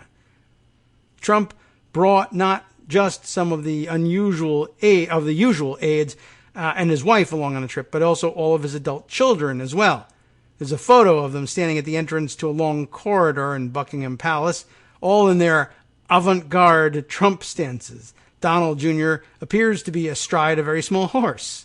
Eric wobbling atop some kind of malfunctioning hoverboard. And fancy clothes also that they were in before going into a state dinner with Britain's royal family. The words "no photography" appear on a sign that is otherwise obscured by Tiffany Trump's head. I did not notice that. Let me scroll back up. Oh, is that not available or is it below? No photography. Doing. All right. Given that he's not paying for it, it's no real surprise that Trump would bring a bunch of people with him on a trip like this. Both Trump policy aide and aspiring genocidaire, get it? Stephen Miller and Christopher Ruddy, CEO of the elderly skewing Trump, Juche, is that right? Juch, we're talking French here again, maybe? Website, the Newsmax is what we're talking about. We're also at that state dinner for some reason. Chris Ruddy gets it everywhere, huh? The stuff with the kids feels different, though, because Trump's weird pretensions of royalty go beyond his inexcusable and otherwise inexplicable tastes. He wants Ivanka, Tiffany, Eric, and Donald Jr. to hold a next-generation meeting with Princes William and Harry. The Murdoch-owned tabloid The Sun reported after an interview with Trump. The president said, "I think my children will be meeting with them. It would be nice." It would be nonsense, of course, but, look, the kids of the monarch in Britain are they have positions. They've decided that it's going to be a hereditary thing. We don't have that in this country, and it's very anti-American, really, to feel that way. Although it's been honored more in theory than in practice, the United States does not technically do hereditary next generations in our politics. Or more accurately, this is the sort of thing that everyone makes a big deal out of saying immediately before electing or not electing people to office who have the same last names as people who have been elected to similar offices before. But these goofy and unconcealed ambitions of royalty fit Trump better than he knows, if not in the ways he likely imagines that they do. All right, coming up on our next break, we'll read a little bit more of this paragraph over our big-time music, which we'll totally remember to play this time. It's true that he seems at home in these cavernous rooms dripping in dreary oil paintings and lit by chandeliers because he has lived his life amid just that sort of claustrophobic grandiosity. He's cultivated it, not so much because he likes it. What does Trump really like? But because it's what he believes he deserves.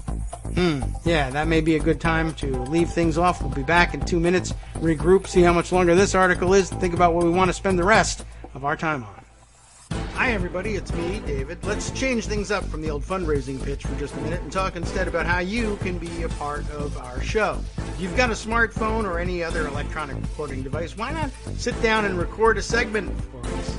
Read us an important article and give us your take. Read one of your own original essays, or even just give us your commentary on something you'd like to share that's important to you.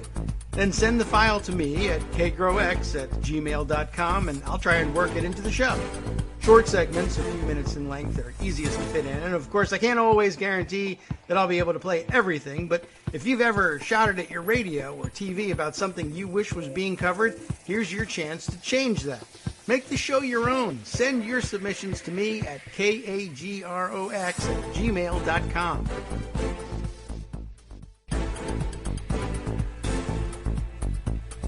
Welcome back now to the Kagro in the Morning Show here on Netroots Radio. Let's continue and finish off David Roth's roasting of the Trump ego trip to the UK here, where we left off.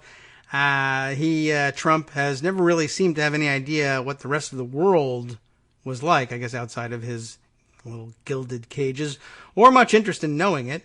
He has never really seemed to care about other people beyond what he can extract from them. And at this stage in his broader occlusion and hardening, that will not change. But in these gaudy rooms surrounded by other rich people with nothing much to say and no real inclination to listen, Trump is at least at home.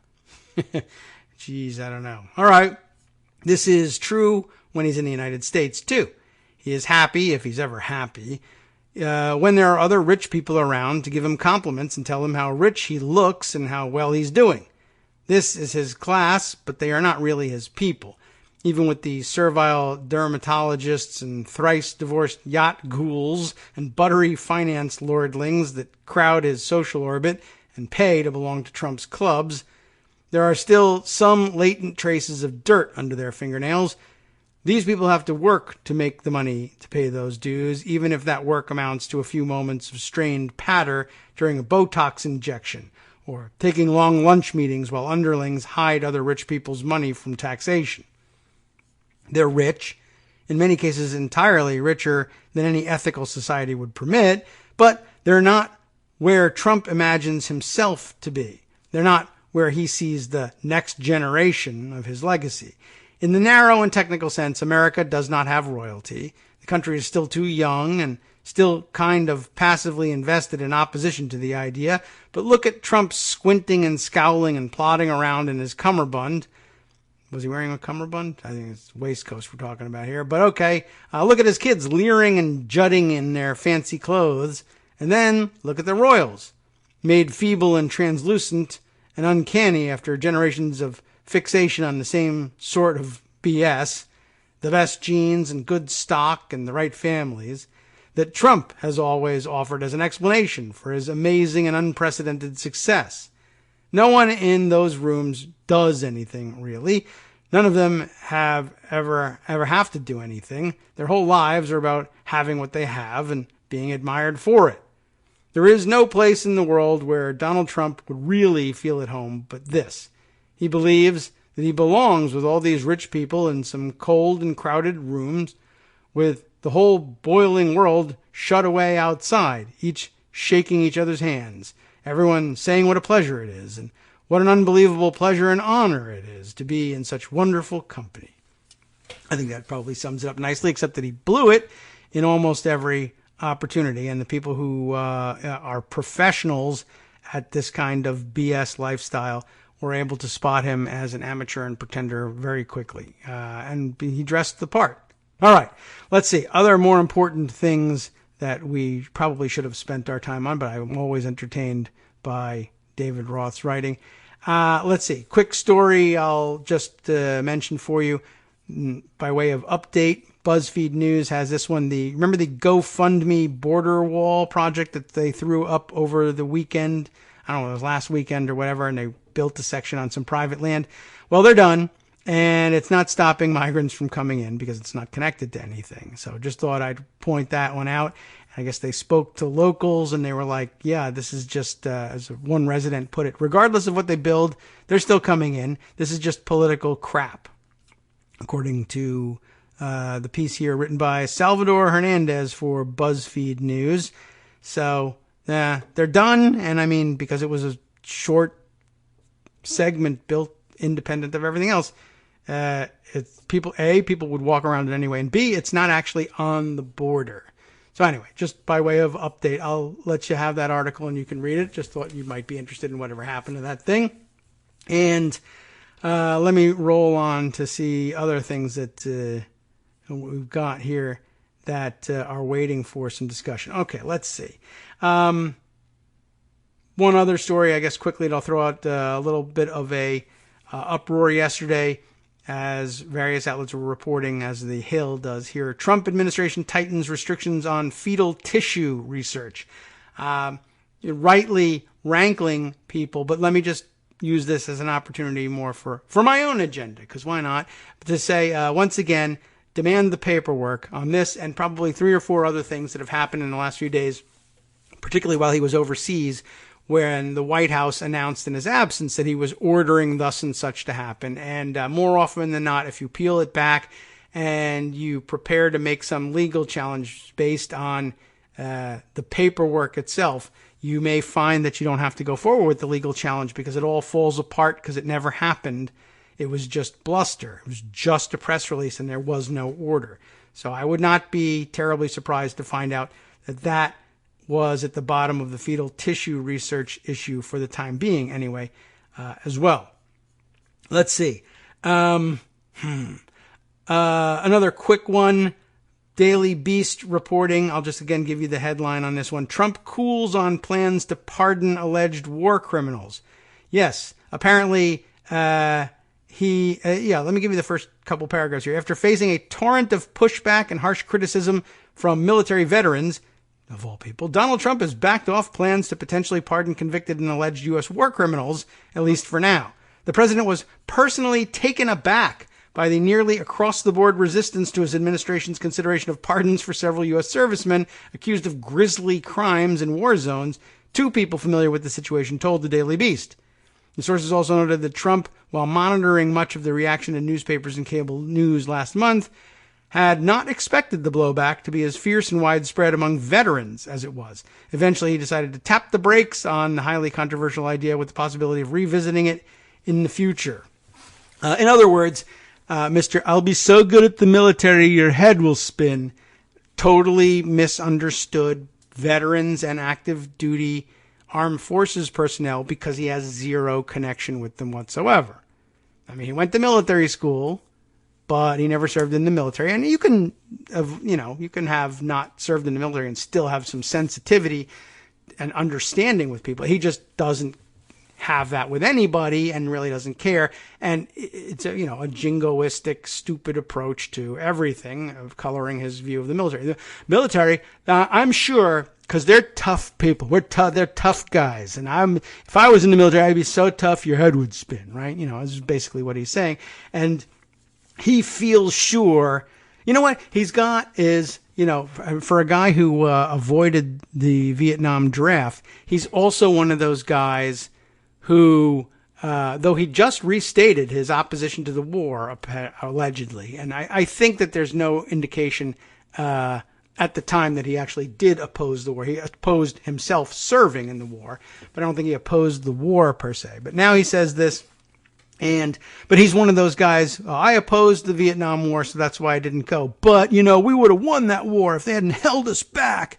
He, was kind of the, like almost the Rambo, or what has become the Rambo mindset, although I suspect that if we really watched Rambo again with a critical eye, you would see that he wasn't particularly of that bent until the later films. But anyway, that doesn't matter. He's a fictional character. But I think of Trump as the kind of guy who's, when it comes to his personal service, I was opposed to the war. I didn't understand the purpose of it. It was far away, all of which were valid objections made by people who actually objected to the war back then. But I don't think he did. I think he was probably pretty conservative and probably favored sending other people to fight the war because commies, but not me because I'm Trump and I want to stay home and be rich and see if I can get laid. So I think he's put together a position for himself where he's opposed serving in the war for himself, but he politically he was probably thinking we could have wrapped this thing up. We should have won. We were too soft. We wouldn't really allow our soldiers to engage, and so he has come away with the I don't know what movie house sort of impression that members of the military are really after really desirous of being unleashed to bring the full force and fury of the United States Armed Forces to bear, and beat the enemy and yada yada. But in fact, it turns out that most people are actually more interested in serving honorably and admirably under adverse conditions, and take it as a personal insult that you would let off the hook the people who didn't have the sense of honor and duty and patriotism to fight the wars that they have to fight as honorably as possible, if there is such a thing as fighting wars honorably, as Americans. And letting people off the hook, it doesn't make people feel better about having served. Yeah, I'm glad they finally let that guy who was reckless and almost got us all killed or subjected us to torture had we been captured gets to walk. So big misunderstanding on that one. And good. What a dummy. I'll be so good at the military your head will spin. Well, my head's spinning, but it's for the reason I thought it would be spinning the first time. That you suck at this. All right. Let's see. Important stories that we haven't gotten to yet and we have limited time for. Do you remember when notorious spy Mike Flynn was trying mightily to sell nuclear technology and materials to the Saud family, and but for super duper awesome peaceful purposes and yada yada, no one was going to have any problems with nuclear material being shipped to Saudi Arabia, etc., etc. Well, that's all gone now. But now I guess we get some sense of, I don't know. I mean, can we connect all of this? It seems almost embarrassing to admit that there might be some movements this large that connect so many pieces of the Trump puzzle here. But CNN reporting yesterday, according to them, an exclusive, U.S. intel shows Saudi Arabia escalated its missile program. Did you know they had one? With help from China. China, are they bad or are they good? When it's chocolate cake and Mar-a-Lago, they're good. When it's tariffs and spying and other things, they're bad. I can't figure it out. Trump really, he doesn't care about the other stuff, but trade, bad China. Chocolate cake and also maybe some bribes and giving me Chinese trademarks, pretty good. He's my good friend. He's easy to get along with, like the North Korean dictator. Well, okay. This is pretty serious, though. Phil Mattingly, Zachary Cohen, and Jeremy Herb writing for CNN here. The U.S. government, remember that, has obtained intelligence that Saudi Arabia has significantly escalated its ballistic missile program. What do they need that for? Ballistic missile program with the help of China. 3 sources with direct knowledge of the matter said, a development that threatens decades of U.S. efforts to limit missile proliferation in the Middle East. Jared, did you know about this? Did you okay this? Did you okay this in exchange for a loan? Did you okay this in exchange for something else? Did Israel okay it? Maybe now, there's a weird relationship happening here now between Saudi Arabia and Israel. So things have changed, it's true, but I don't know how long-lasting and stable that's going to be, given that, it's an absolute monarchy and the home of Wahhabist Muslim fanaticism. But okay, whatever. Just throw some nuclear materials over there. What could possibly go wrong? The Trump administration did not initially disclose its knowledge of this classified development to key members of Congress. Oh no. Can you believe it? This infuriated Democrats who discovered it outside of regular U.S. government channels, and concluded it had been deliberately left out of a series of briefings where they say it should have been presented. The previously unreported classified intelligence indicates Saudi Arabia has expanded both its missile infrastructure and technology through recent purchases from China. They should have been purchasing that from us. I wonder why they didn't. The discovery of the Saudi efforts has heightened concerns among members of Congress over a potential arms race in the Middle East and whether it signals a tacit approval by the Trump administration as it seeks to counter Iran. And I think that's probably what's driving it. Well, we're against Iran getting nuclear weapons and missiles. So I'm sure somebody probably thought, well, they're going to get them anyway because the Iran nuclear deal doesn't work, and doesn't work because we undid it, but they believe it never was going to work, and the only reasonable response would be a nuclear-armed, missile-armed Saudi Arabia to stand up to them. However, if we did delay the Iranians at all in any sense, now, what are they supposed to make of this? We approve the Saudis developing this technology. Iran is obviously going to say, no more deals.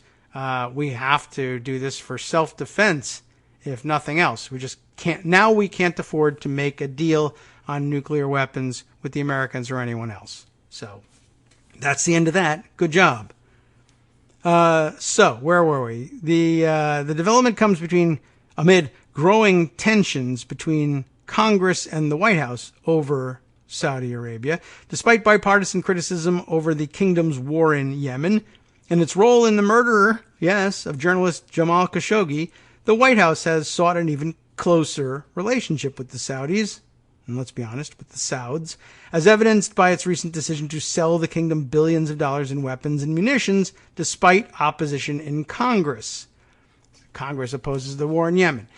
Congress opposes the sale of weapons. Congress would almost certainly oppose the transfer of nuclear technology in light of this information, but they just declined to give that. I forgot to tell you about that, which is a big problem, like legally and constitutionally, all by itself.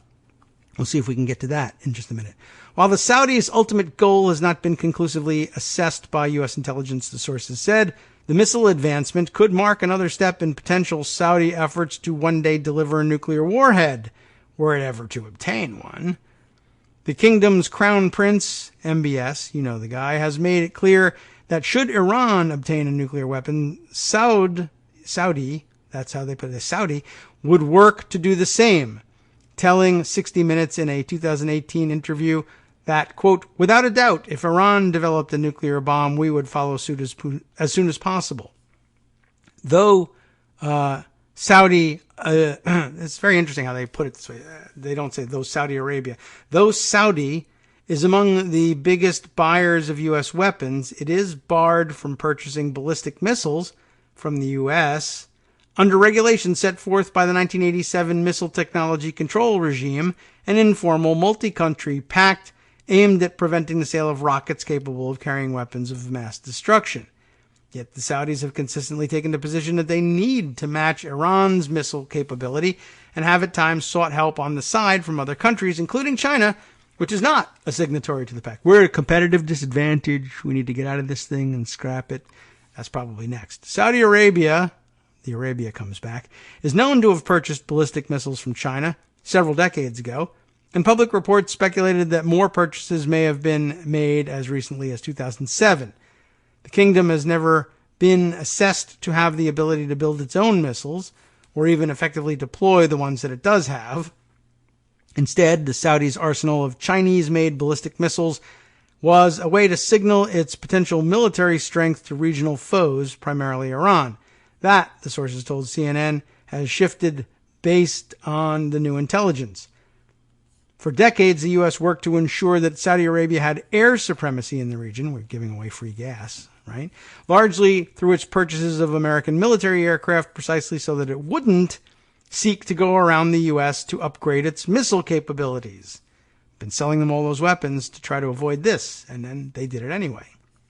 Saudi Arabia needn't race Iran to produce or procure ballistic missiles. It already has a significant conventional military advantage, said Benham Taliblu, I'm guessing, of the Washington-based think tank Foundation for Defense of Democracies, as though this was one. But questions have arisen in recent months about whether that rationale still stands, particularly as the Trump administration has pulled out of the Iran nuclear deal and the kingdom faces ballistic missile threats from Iran proxies in Yemen. Satellite imagery, first reported by the Washington Post in January, suggested the kingdom had constructed a ballistic missile factory. Analysts who viewed the images said they appeared to match technology produced by the Chinese. A second image of the same missile facility obtained by CNN shows a similar level of activity at the site on May 14th, 2019. I think it feels like they skipped, the caption of the picture, I guess, says, this is satellite imagery captured November 13th, 2018, showing a suspected ballistic missile factory at a missile base in Al-Wata, Saudi Arabia. Image initially discovered by Planet Labs and the Middlebury Institute of International Studies at Monterey. And then there's this paragraph here that says, the second image of the same place showed a similar level of activity on the site May 14th of this year, 2019, according to Jeffrey Lewis, director of the East Asia Non-Proliferation Program at Middlebury Institute. Saudi Arabia's reported interest in domestic ballistic missile production should raise eyebrows, rightly raise eyebrows, Taliblu said. But both the reported missile base and Riyadh's interest in a domestic fuel cycle indicates, however nascent, a desire to hedge against Iran. The CIA and the Office of the Director of National Intelligence declined to comment on any of the intel related to Saudi Arabia's ballistic missile activity, or whether the U.S. believes the kingdom is contracting in that area with foreign powers. A spokesman for the Saudi embassy in the U.S. did not respond to a request for comment. In a statement, the Chinese Foreign Ministry said that China and Saudi Arabia were comprehensive strategic partners, and that both countries maintain friendly cooperation in all areas, including in the area of arms sales. Such cooperation does not violate any international laws, nor does it involve the proliferation of weapons of mass destruction. Technically, I guess. A State Department official declined to comment, but told CNN that are on classified intelligence matters. He declined to comment, but he did tell CNN that Saudi Arabia remains a party to the Nuclear Non-Proliferation Treaty and has accepted an obligation never to acquire nuclear weapons. But I guess they haven't. Not according to MBS, anyway. The spokesperson also pointed to a recent statement by U.S. State Department official reaffirming the U.S. commitment to the goal of a Middle East free of weapons of mass destruction and delivery systems. Too late for that. Sources said there has been no indication from the administration that there has been an explicit policy shift as it relates to non-proliferation of ballistic missiles in Saudi, but noted the administration's awareness of the intelligence and lack of concrete action to halt the advances since it was started. This does go on for some time here, and it's important that you read it, and I guess let's just skip down to this other part here where we're dealing with Congress in this section of tensions over Saudi policy. The new revelations come at a particularly fraught time in the U.S.-Saudi relationship. Last year, as evidence of the Saudi government's role in the murder of Khashoggi emerged, GOP senators, including Senator Lindsey Graham, believe it or not, and then Foreign Relations Chairman Bob Corker, publicly condemned the Trump administration's timid response. Moving on down to here, in an interview with Axios, that terrible interview with Axios on HBO that aired on Sunday, Trump's son-in-law and senior advisor Jared Kushner refused to go into details about how his private conversations with the Saudi crown prince had gone, and maintained that the Saudis are a key ally in helping the U.S. contain Iran. They're really not much of an ally, but okay. Anger over the administration's handling of the Khashoggi murder led to bipartisan support for resolutions to end U.S. involvement in the war in Yemen. The conflict has resulted in, well, you know, all the horror stories, widespread famine, and put an estimated 14 million people at risk of starvation.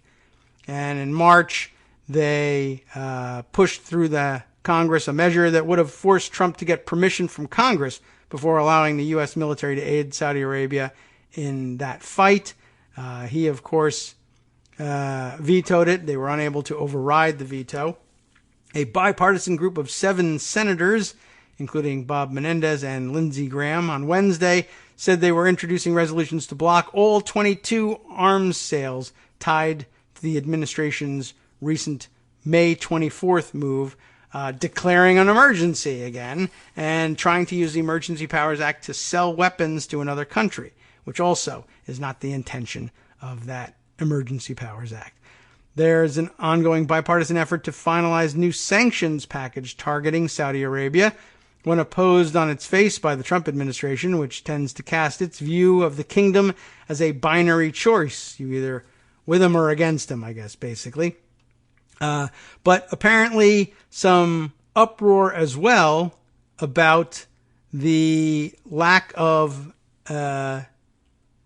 due care, let's say, in passing on this new intelligence to Congress. And that's a pretty big problem. What I wanted to do is get that out there and then share some excerpts in the last couple minutes, perhaps, of things I found yesterday as I was, poking around, looking stuff up, reacting to the idea that Josh Marshall for the second time was, stating flatly that, yep, impeachment's a bad idea and walking away. I found his old 2006 piece on that, and it led me to some old material that I had forgotten about for some time. But it's actually a really interesting compilation of observations on the impeachment power that were compiled back in 98, I guess, in advance of the Clinton impeachment trial, just sort of actually reprinting the Judiciary Committee's report on the impeachment power generally, the backgrounder that they prepared and published in advance or in anticipation of a Nixon impeachment trial, just giving interesting background basically on impeachment and the founders' discussion of it at the Constitutional Convention, et cetera, et cetera. There was a lot of great background, but the one that this latest story about Saudi Arabia brought to mind was this. I put side by side screenshots of CNN's tweet in which they alerted us to this story. Exclusive sources say U.S. intel indicates Saudi Arabia is secretly buying missile technology from China, and the Trump administration kept U.S. intel about it from lawmakers. I put that side by side with this screen grab from the 1974 publication about impeachment in general. Speaking of foundation-era political figures and their observations as members of the Constitutional Convention or the state ratifying conventions or both on the impeachment power in the constitutions. James Iredell comes up here in the North Carolina Convention. He made a similar distinction in convention there. You'll have to read it for yourself what the similarity is and to whose observation. But said, on the basis of this principle, I suppose the only instances in which the president would be liable to impeachment would be where he had received a bribe or had acted from some corrupt motive or other. But he went on to argue, I guess for one other instance, he went on to argue that the president, and here's the quote, must certainly be punishable for giving false information to the Senate. He is to regulate all intercourse, don't laugh, Donald Trump, all intercourse with foreign powers. Okay, that involves perhaps the Saudi situation. He is to regulate all intercourse with foreign powers, and it is his duty to impart to the Senate every material intelligence he receives. if he should appear, or if it should appear that he has not given them full information, but has concealed important intelligence which he ought to have communicated, and by that means induced them to enter into measures injurious to their country, or perhaps refrain from overriding his veto, for instance, and which to which they would not have consented had the true state of things been disclosed to them. In this case, he says, I ask whether upon an impeachment for a misdemeanor, upon such an account, the Senate would probably favor him, and probably not, was his conclusion. If senators who jealously guarded their prerogatives were embarrassed, annoyed, angered, outraged, what have you, about the president's hiding key intelligence from them. Should result in impeachment, but hey, you never know in this day and age. All right, well, time for us to wrap things up and hand things over to Justice Putnam for the West Coast Cookbook and Speakeasy. We'll get back into this topic and what else we found in the 1974 publication probably tomorrow. And if we can engineer it, we may also be privileged to be joined in the late morning by Ryan Grimm discussing his new book. From Daily Kos Radio on networksradio.com. You have been listening to the Kagro in the Morning Show with David Waldman. Well, all kinds of great stuff up for consideration on the West Coast Cookbook and Speakeasy, as usual.